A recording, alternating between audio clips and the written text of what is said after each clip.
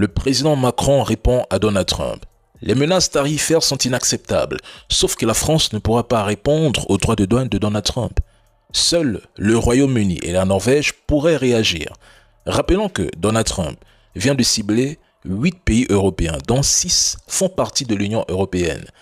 La France ne peut pas imposer seule des droits de douane contre les États-Unis parce que la politique commerciale est une compétence exclusive de l'Union européenne, article 207 du TFUE.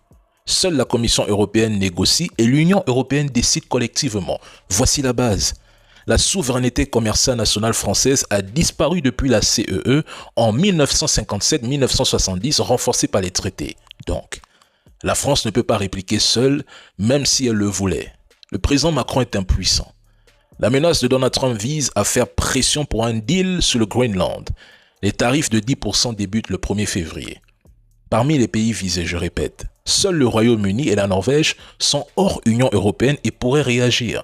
Au sein de l'Union européenne, seuls 5 à 6 pays seraient concernés. Les autres, Italie, Espagne, Pologne, ne le sont pas. Résultat, une riposte rapide et unanime de l'Union européenne est peu probable.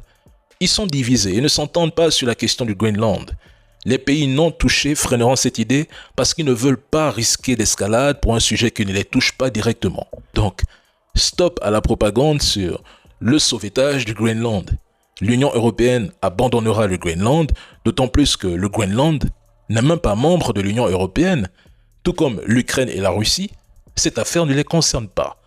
L'OTAN ne fera absolument rien car les États-Unis, c'est l'OTAN.